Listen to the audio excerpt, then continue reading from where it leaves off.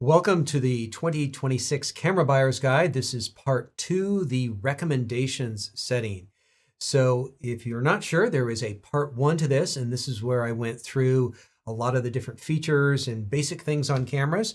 And if you want to know more about basic cameras, you want to make sure that you go back and find that part 1 and check things out.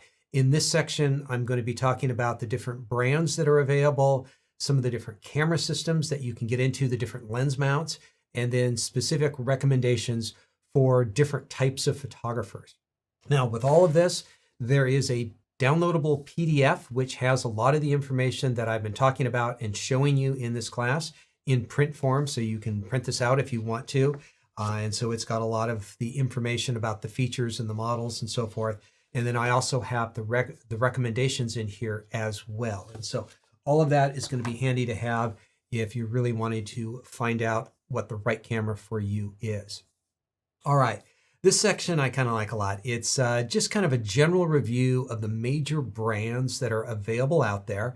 We'll take just kind of a quick peek at some of the different models that they have available and just talk a little bit about who they are for and who might be best fit with one brand or another.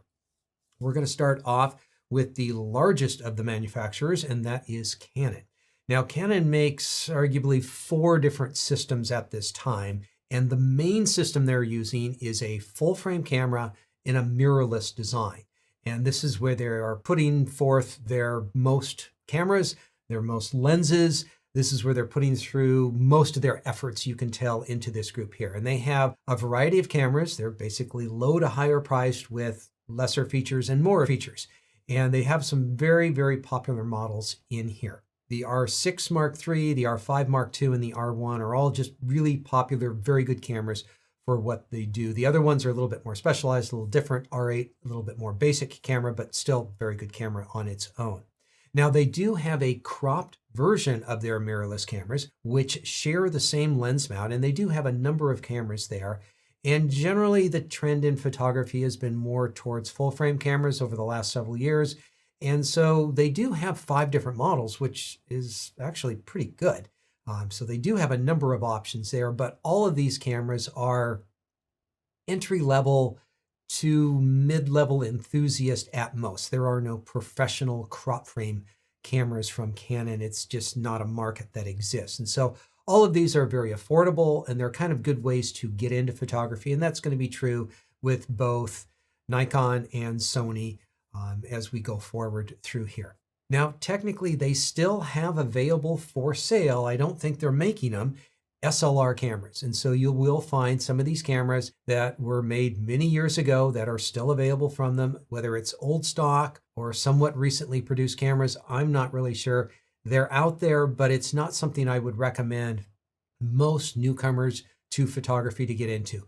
There is a possibility that you can get some very affordable SLR gear, and so there is a reason for it. If you already own SLR gear and you don't want to go buy a whole new system, makes perfect sense to me.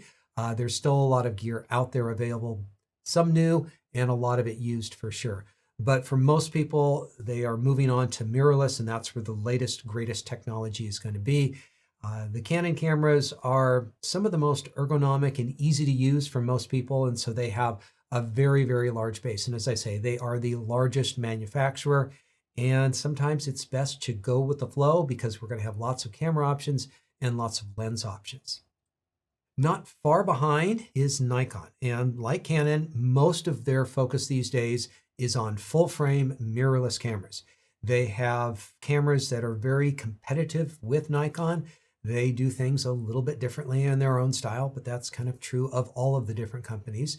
And it's a constant improvement game with both Canon and Sony and coming out with better cameras. And so at any particular price level, which is the best camera, it might just be the camera that came out most recently.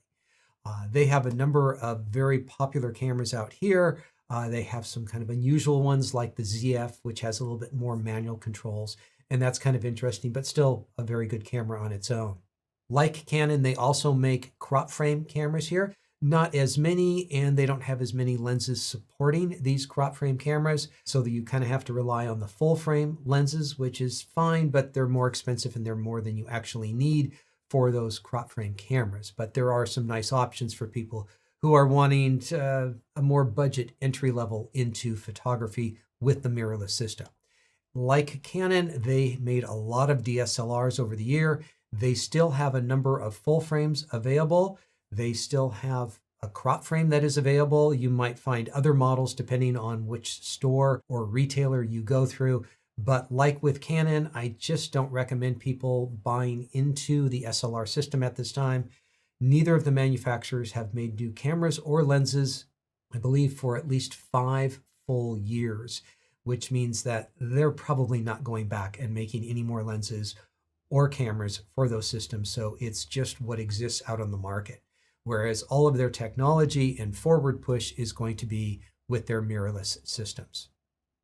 Next up is Sony.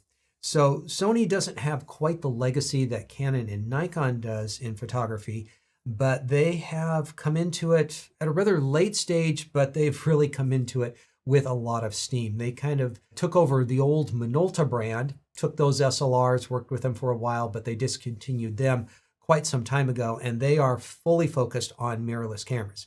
They have a number of full frame cameras, and they're a little bit different than Canon and Nikon in that Nikon and Canon both have base level and mid-level models and professional and kind of top of the line cameras, whereas Sony has a great camera for sports photography.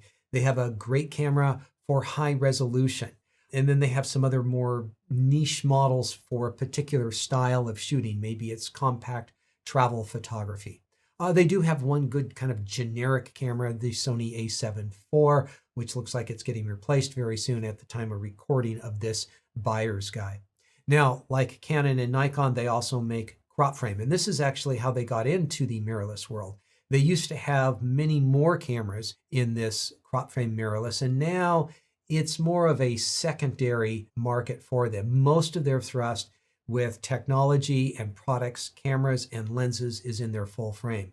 So there is a lot of old lenses that are out there and other cameras from past years in their cropped frame department.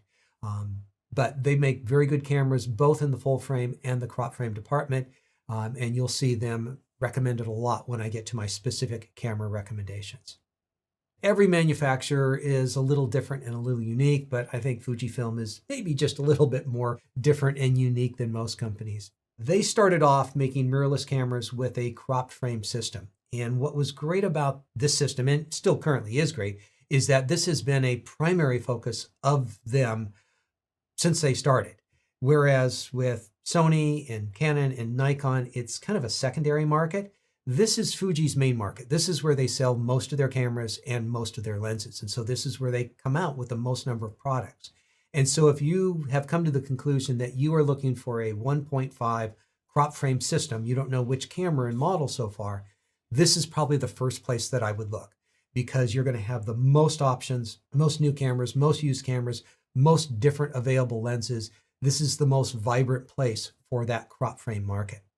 Now, they had more recently come out with a medium format system, which is very, very interesting and compelling, because the medium format, larger than full frame world was always very, very expensive. And Fuji brought it in at a much more affordable price. It's still expensive. Trust me, it's expensive. It's just not as ridiculously expensive as some of the previous medium format systems. And they are really vibrant in the number of bodies that they come out with and lenses here. So it's a pretty vibrant system, which is nice to have. And so they have some different models. None of these are ones that I would consider entry-level models. They're kind of medium high-end to very high-end models in here. But if you are looking for something more than full frame, Fuji's probably my first destination of what to look at. All right, OM system. Now it's a little different because they have smaller size sensors in their camera. They started off very early on in the mirrorless system.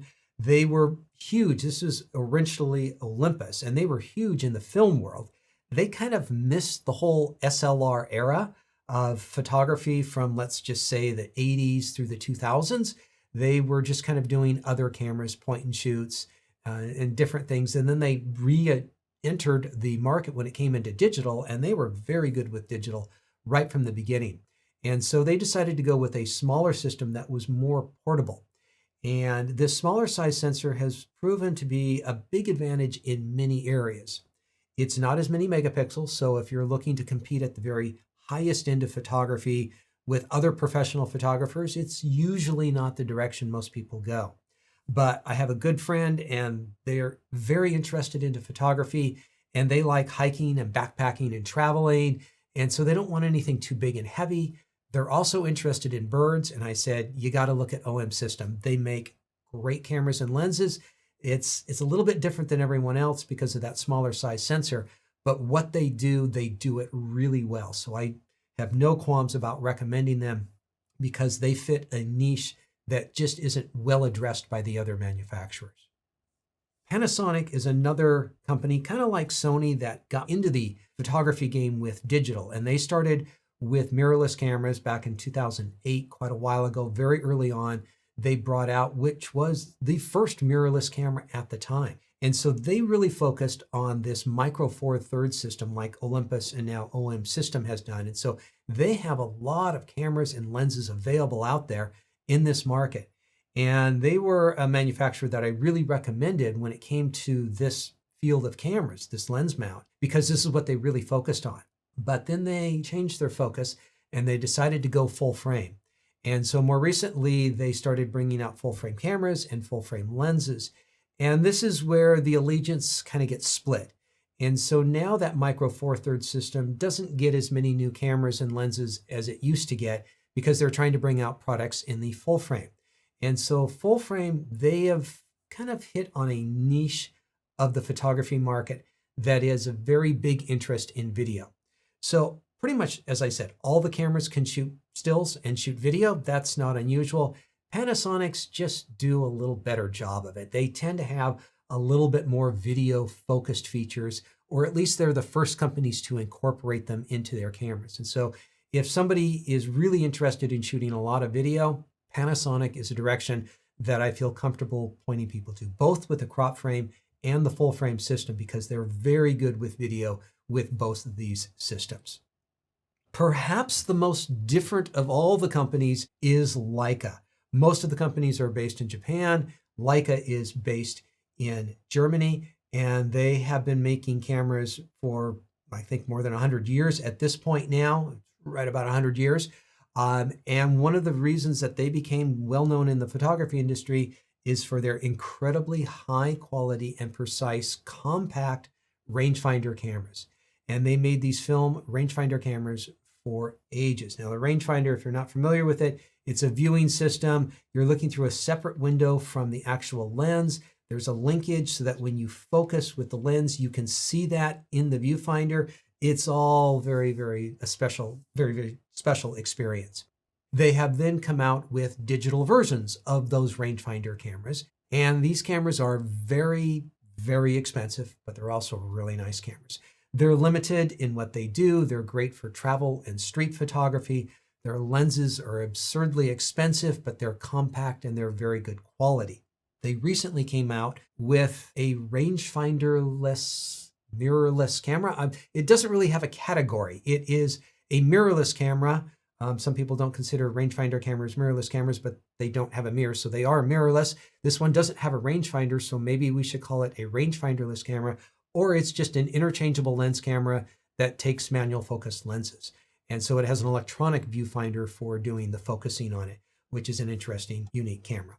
They also make standard mirrorless cameras that are not rangefinders, and they are very high in quality. Once again, just the whole Leica thing, very expensive, very well made, very sharp, but they are a bit more limited as system. There's not going to be as many different lenses available, not as many zoom lenses, prime lenses, macro, tilt shift, things like that. They're not going to be as much as Canon, Nikon, and Sony, which are the larger manufacturers. Another name that's still hanging on is Pentax, which is actually owned by Ricoh. So technically it's Ricoh, but they market their cameras under the Pentax name. So Pentax is one of those long storied names in photography that had digital SLRs and film SLRs and a variety of other cameras throughout a long history in photography. They make very good cameras, but they have just been getting squeezed out by all the other manufacturers. And so their cameras are not the most up-to-date, or the most recent versions of them haven't really changed much from earlier models. I would not recommend a new photographer get into Pentax. There's a limited number of cameras, a limited number of lenses. They're not making very many updates. It's kind of a specialty manufacturer at this point. They do have both crop frame and full frame cameras available, but it's in very, very small quantities. If you own a Pentax system, nothing against that. You can take as good a pictures as anyone else. It's just there's a limited number of resources when it comes to that particular lens system. All right, another non-Japanese based company is Hasselblad, made in Sweden. And they recently brought out a new medium format mirrorless camera that has caught a lot of people's attention. A very interesting camera, kind of like the Fuji medium format system that uses the same size sensor. These are a little bit smaller boutique collections, and for those who are looking for the highest quality but are a little bit more focused in what they want to do, these cameras can be very, very good. They're very fun to work with because they do give you just such incredible quality. Not quite as versatile as some of the other mainstream cameras, but a very interesting option. If you ever get a chance to shoot with one, or at least hold one, they are a great experience. All right, so we've got all these different brands, and they make sometimes multiple different models of lens mount. So there are different lenses and cameras that you can hook up to them. And I wanted to try to present how good a system one is versus another. And so what I've tried to do is I've tried to come up with my own ranking system. And granted, this is very, very subjective, and a lot of you could have arguments with this, but I put this forth as a pretty good system for ranking the different manufacturers. One of the ways that I'm ranking them is on popularity of their new cameras, and how long have they been making cameras, how many different models are out there. If somebody has a lens mount, how many different options do we have with both new and used cameras and lenses? And so when it comes to camera bodies, how many are they currently available new? How many different models can I choose from? What's the likelihood that they're going to come out with a new camera 6 months or a year or 2 years from now? That's important for me because I'm going to be a photographer for a while, and I want to be able to upgrade or replace a camera body several years down the road and not have to change systems. It's just a very cumbersome, expensive process. And when it comes to lenses, what sort of lenses have they made in the past that I can still use on my camera? Which ones are available from them now? What might they be making in the future? And what other manufacturers are making lenses for my lens mount system? And this is going to be all of that goes into the vibrancy of a particular lens mount. Now, I'm just choosing, the top 20 or so lens mounts that are out there from these different manufacturers. And I came up with my own calculation system that took some real numbers that I could get my hands onto to try to figure out which system was the best system. And it's not so much which system is best, but just, where does it fall on the spectrum of available options? And so let's go ahead and get these ranked in the way that I figured them out. And I'm putting them into 3 categories: weak, medium, and strong. Now, if you are brand new to photography, I would highly recommend you do not go with anything in the weak category. These are systems that are probably dying. You're not going to see many more cameras. You're not going to see many more lenses. The future for them is bleak. Obviously, strong is going to be a great place to go if you want a lot of options with cameras and lenses. There are still some very good reasons why you might choose a camera system within the medium category. There are some systems in there that are just a little bit more focused. There's some of the Leica systems or the medium format systems that I've talked about before. They're never, ever going to have the largest number of lenses available in that particular system. But if it does what you want it to do now, and they have the lenses that you need now, and everything is there, then that's a reasonable place to go. If you are looking to have the widest number of options in the future, then you want to look at those 4 different systems in the strong category. Now, the actual number score that I gave is this, and the way that I came up with this score is my own ideas of what I think makes a strong system. To start with, how many cameras has that manufacturer brought out in the last 4 years? For every camera, you get 50 points. Add it up, that goes into the score. How many lenses did that manufacturer bring out for that particular lens mount. And for every lens, they get 20 points. And then just to kind of add a little extra to it, I went to B&H Photo, which is a popular online retailer. I looked up that lens mount and I wanted to see how many lenses are available with that lens mount, both from the main manufacturer, maybe in some different styles, color versions, and from aftermarket manufacturers. And it's a bit of a loosey-goosey number, but it does give you a general idea of how many different lens options do I have with that particular system. And I gave them 1 point for every one of those lenses, added up all those points, and you can see their score here. Sony FE, their full frame system, came out on top. It is a bit ahead of Fuji and Canon and Nikon, but I put them all into a strong category. They're all coming out with lots of lenses and lots of cameras. And sometimes they go up a little bit more one year than the next year. There's been some notable change, and that's because some systems were introduced 5 years ago where they came out with a lot of lenses, and then they didn't have as much to bring out in the following year. And so you can see how much they are changing in there. The weak ones are all, for the most part, getting a little bit weaker each year. And so concentrate on the medium and the strong grouping if you're choosing a particular system. All right, now it's time to get into my specific camera recommendations. And there is not a one camera that is just the best camera for everybody out there. It really depends on what you're going to do with the camera. So I've broken photography into a bunch of different styles of photography, and perhaps you can find one of these that fits what you want to do pretty closely. And these are some of the cameras that I think are the best in category for it. The budget beginner is obviously thinking about price more than anything else. They want affordable accessories, and they probably want it to be versatile so that they can do a number of different things. Now, I will be giving you a third, second, and number one choice, but in pretty much all of these, you could mix and match, and they're all very good recommendations for that particular category. But if you really want to draw a fine line, okay, I drew a line and I gave little ribbons, third, second, and first place to cameras that I thought deserved it. So the Nikon Z50 Mark II is a crop frame camera. It's not the most affordable one, but it does give you a lot of features and it gets you part of a growing system. The Sony crop frame system has been around for a long time, so there is a ton of equipment out there. Used lenses, existing lenses that were introduced 10 years ago. They've got a time-proven system and it's really small in size. And so if people like compact size, that's going to be really good. The Canon R100 is one of their new mirrorless cameras. It's in the crop frame category, which means they don't make as many lenses for it, but they do make some lenses that are very affordable for it. They make some lenses that are very expensive for it.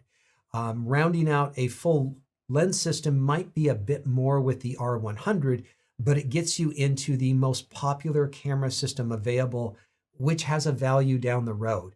If you decide to go full frame, a lot of your lenses can transition over to that. If you want other cameras, accessories, there's just a lot to choose from with the Canon and pretty much all of them as well. So I think these are all as good as you can get being a budget beginner. Another option that I'm not getting into in this class is used equipment. There is a lot of good used equipment out there, and you can get into that for less than you can a new camera. But if you're trying to do it with new, I think these are three of the best options available. If you have just a little bit more money to put into it and you are new to photography, the Sony a6400 is a great way to go. It's like that a6100 I was just talking about, but you've got a little bit more feature-wise in this camera, and so you're going to be able to do a little bit more with it. The Canon R8 is going to be a bit more money in this category, and that is because it is a full-frame camera, but that really gets you into the largest camera system that's going on out there, which is Canon and its massive sales that it has. The Nikon Z5 is also a full-frame camera, but it's a little bit newer camera than the Canon R8, and it is just really feature-rich. It's got a lot of great features. It's very easy to work with, and it's my favorite newcomer camera. Now, it is, once again, a little bit more money. It's the most expensive of the group here, but if you can afford it, it's a great way to get a camera that's got a lot of possibility and you can do a lot with, whether you're doing landscape or sports or portrait photography. With the right lenses, this is going to work quite well, and a great photographer can use this camera to make great pictures without a problem. All right, standard full frame camera. So when I say standard, that I mean a versatile camera that can do a wide variety of tasks, whether you're doing landscape, portraits, sports photography, anything like that. First up in third place here is the Sony a7 IV. Now, from my understanding, at the time of recording of this course, there's an a7 V that's going to be introduced just in the next few days, but we don't have that official information. If I had an a7 V, it would probably go here or maybe rank number 2 or number 1 in this category. Even with the version 4 of this, Mark IV of it, it's still a great camera, and I put it in here because it's just a good, versatile camera. It can shoot quickly, it can focus quickly, it can do everything very well. Same thing is true of the Nikon Z6 Mark III. This system is very popular with a lot of photographers. It feels very comfortable in the hand, and it's got a lot of the features that the pro models from Nikon have. It's very good general system that's just great for just everybody. And recently introduced before the recording of this course is the Canon R6 Mark III. Now this is building on the R6 Mark II. As you can see, a lot of these are just iterations of the past generation, and it just keeps getting better and better. This one bumps it up to 32.5 megapixels, so it puts it more on par with the Sony a7 IV. A lot of features in there. Once again, it gets you into the largest system available out there with Canon. Mix and match all of these, they are all great cameras. If you're doing sports and wildlife, a lot of the focus comes down to lenses and getting a long lens that lets in a lot of light for capturing your action. One of the best ways to do this is with Fuji because they really focus on making crop frame cameras. And they have come out with a number of lenses over the years because they've been focusing on this mirrorless system for more than a decade.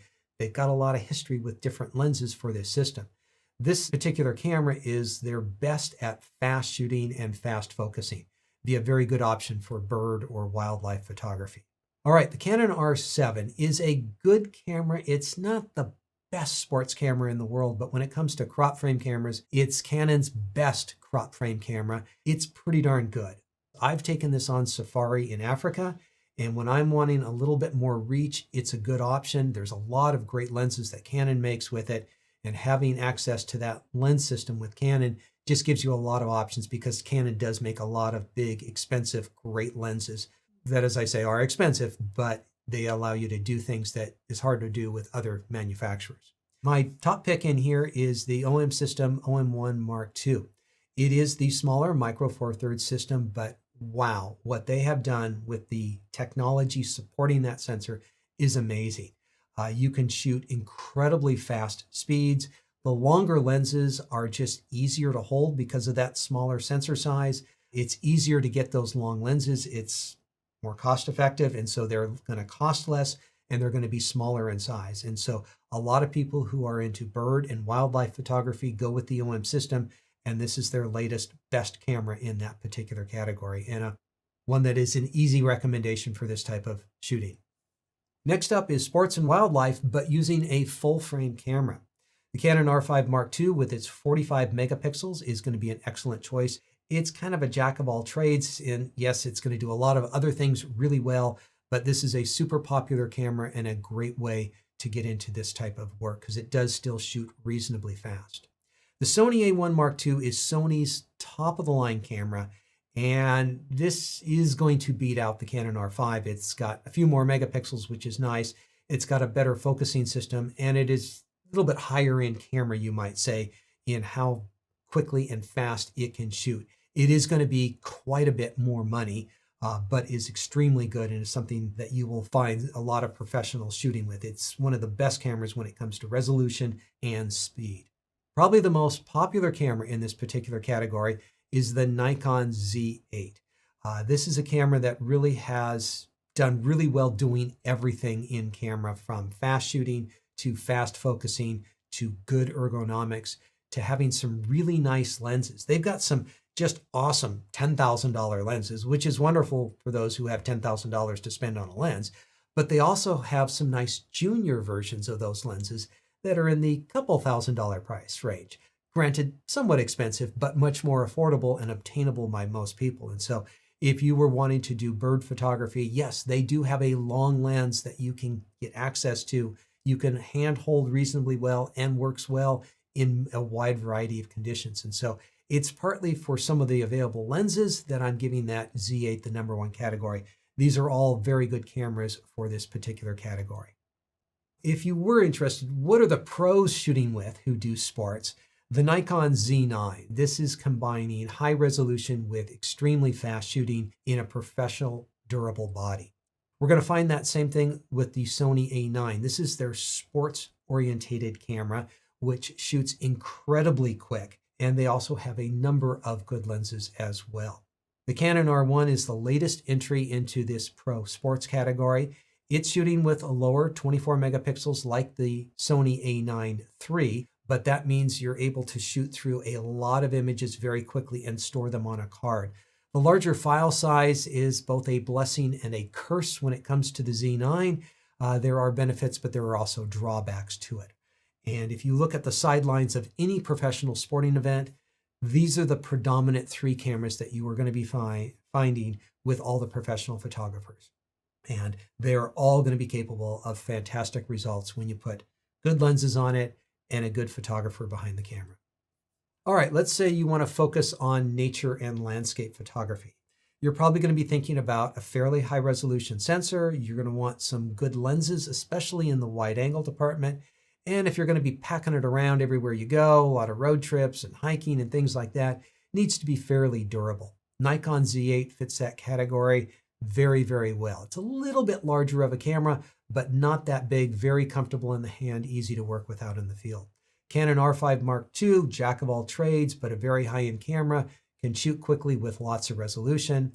The Sony A7R5 is going to give you a bit more resolution, and having shot with all of these cameras, the difference between 45 and 60 megapixels is smaller than you would imagine. It's barely noticeable in an image. And if you are wanting a little bit more, well, there you are. You can have a little bit more.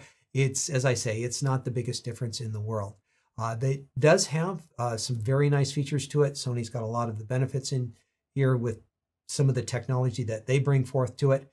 All of these, I think, are pretty much equally good. This is a virtual 3-way tie when it comes to this particular category. Now, you're going to find that the portrait category, which is also looking for high resolution and particular lenses, just the way we were talking about with landscapes, but in this case, we are looking a little bit more towards portrait lenses and availability. The Sony A7R5 with the 60 megapixels, once again, the Nikon Z8, and the Canon R5 Mark II. This is all another virtual tie here. All of these have some incredible options when it comes to lenses, and the results that you would get are professional across the board in this case. If you were doing weddings or events, you need a camera that can just work with you day in, day out. It doesn't need to be too fancy because you're generally not needing the massive resolution of some of the portrait and landscape cameras that I was just talking about. You need something that you can have 2 or 3 of these so that you can quickly switch between one type of lens and another that's already mounted on a different camera. The Nikon Z3 gives you a lot of the features of the Z8 in a little bit lighter weight, more compact camera. The Sony A7 IV and probably whatever the new Sony A7 V is also going to fit in this category with a bit more resolution at 33 megapixels. And the Canon R6 Mark III also fits in here with its newer, higher resolution from the previous generation. These are all just kind of solid, mid-range, mirrorless cameras with full-frame sensors that are very, very versatile at a lot of things. And with wedding and events, you are shooting all sorts of things different times. And so this just makes, from an economical sense, a smart camera purchase because this is going to do more than enough to do the job extremely well. All right, now we're not really talking a lot about video in this guide here, and there are a few cameras, and we're going to just touch this subject very, very lightly, but there are a few cameras from these manufacturers that are geared towards basic video.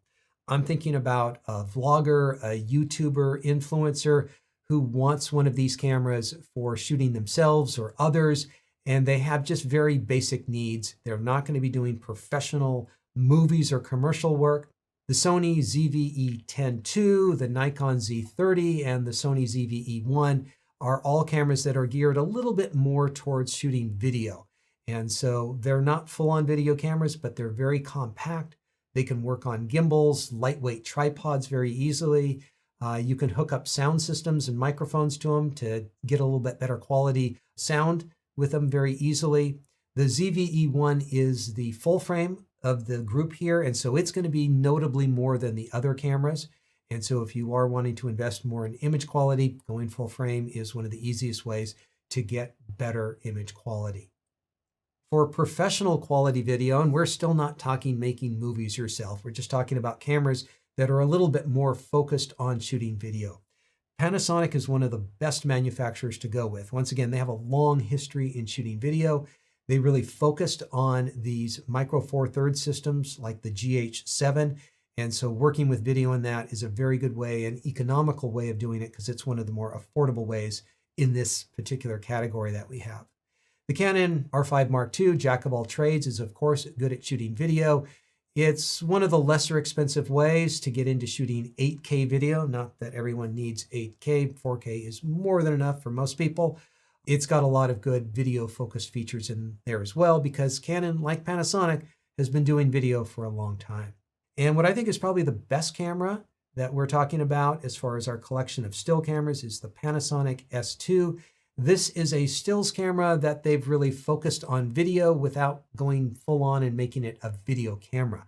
And so if you're doing a bit of hybrid shooting, both stills and video, yeah, that full frame sensor and all of those video features in there are going to be really handy for you. What about the travel photographer? They want something that's small, got a lot of features so they can do a lot of things with the camera, and is pretty high quality. The Sony A7CR is the most compact way to get 60 plus megapixels in a camera. They do have a number of smaller lenses that go along with it, so I can see that being a very attractive package. Going back to full frame, Canon R5 Mark II just works really well in this case. I know it's getting a lot of recommendations in here, but this is a very refined system that is well proven and very popular on the market. My favorite though is the Fuji X-T5, at least for most people out there. You get something here that is a little bit more compact. The lenses are a little bit smaller than the full frame lenses on the other two cameras, Canon and Sony in this particular case, and just has a lot of good options that I think is more than appropriate for travel photography. Adventure photography. What is adventure photography?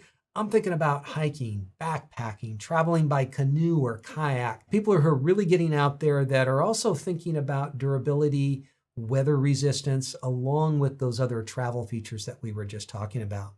The Sony A7CR, good here just as it was for travel photography, very compact in size. The X-T5, very well weather sealed camera, so it's also good here. But the OM system, OM1 Mark II, is one of the very few cameras on the market that is certified for its weather resistance. It does an extremely good job. You do want to have lenses that are also weatherproof to put on it. There are non-weatherproof lenses that you can get from it, from OM systems, so just be sure that you're matching it up with a weather sealed lens if you are needing that aspect of sealing in your camera because you're in wet environments. It's small, the lenses are small, you can pack it very easily, and so that is just going to be an excellent camera for that category.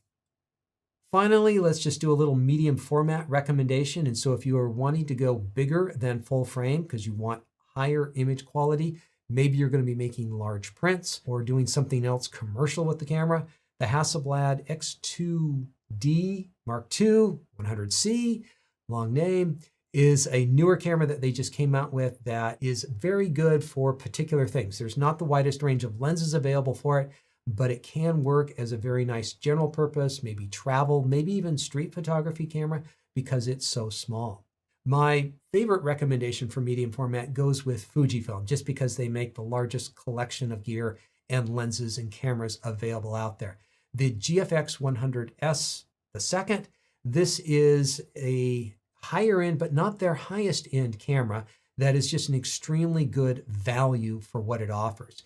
You can get into this and a number of lenses for just a little bit more than a full frame system and get yourself all the way up to 100 megapixels.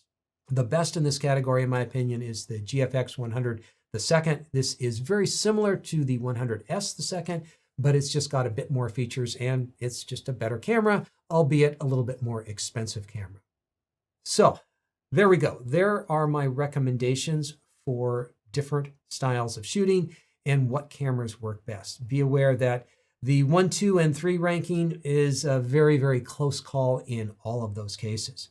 If you are interested in learning more about any of those cameras, well, I have a camera class on almost all of the ones I made recommendations are. There's a few in there that I do not have classes on. I try to cover all the popular brands and all of the popular cameras. I'm not able to do every single one, but I do as many as I can. Beyond the camera classes, which is an excellent way of learning what your camera has, how it works, what's in the menu system, and how to customize your camera for your particular needs, I also have courses on lens mounts and lenses. And it's not just a review of what lenses are available. It's how to work with them. It's how to get the most out of them. It's how to understand all the different features that are on them and really how to use them. And so for a lot of the major lens and mount options, I do have complete lens guides. I also have a number of other photography classes if you're looking for more detailed information in general photography, exposure, focus, or other topics like travel, nature, landscape, or even on something specialized like tilt shift lenses.